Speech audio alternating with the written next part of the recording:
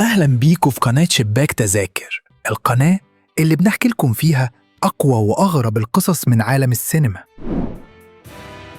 والنهاردة معانا فيلم خيال علمي من العيار التقيل اسمه أويك، واللي فكرته غريبة جدا.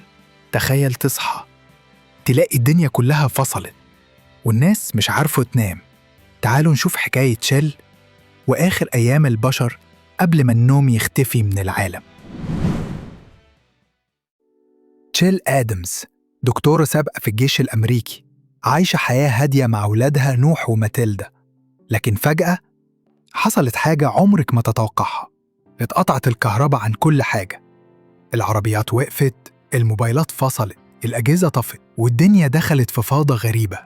وفي وسط الكارثة شيل كانت سايقة بعربيتها، وفجأة خبطت فيهم عربية تانية وقعتهم في بحيرة.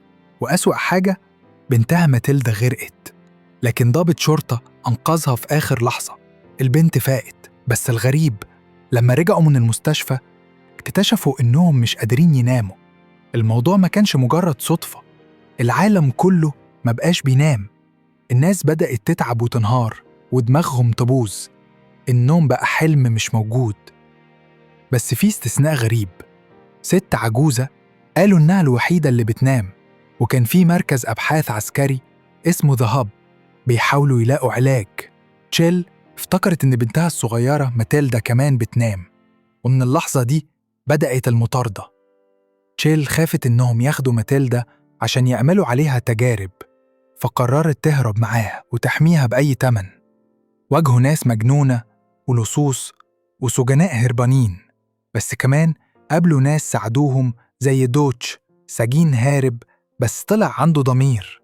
في الطريق شيل علمت ماتيلدا السواقة، لأن البنت كانت الوحيدة اللي عندها طاقة تكمل لما الكل كان بينهار بدون نوم. أخيراً وصلوا للمركز. شيل دخلت متنكرة ودورت على الست العجوزة اللي بتنام، ولما لقيتها كانت حالتها سيئة جداً، وقالت لها أن كان المفروض أموت من شهور لأن مفيش علاج، والأدوية اللي بياخدوها مؤقتة وبتبوظ المخ. وفي لحظة حاسمة ماتيلدا قالت أنا بعرف أنام. ومن هنا بدأوا يعملوا عليها تجارب. جربوا غاز مخدر على ماتيلدا وفعلا نامت، وده معناه إن في أمل. بس الأمل ده كان في خطر. الناس جوه المركز اتجننت، الجنود فقدوا السيطرة وحصل إطلاق نار. شيل أنقذت بنتها وهربوا مع بعض، بس نوح كان بيهلوس وصعق نفسه بالكهرباء. حاولوا ينقذوه وفجأة فاق وقال كنت بحلم. فهموا إن السبب اللي خلى ماتيلدا ونوح يناموا إنهم ماتوا ورجعوا.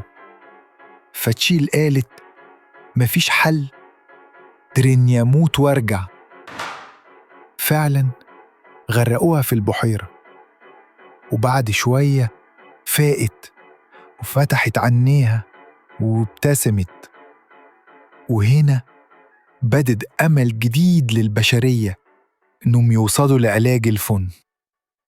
لو عجبك الملخص ده ما تنساش تعمل لايك وتشترك في قناتنا شباك تذاكر عشان توصلك كل القصص الغريبة والمثيرة أول بأول. استنونا في قصص تانية، وكل فيلم وراه حكاية.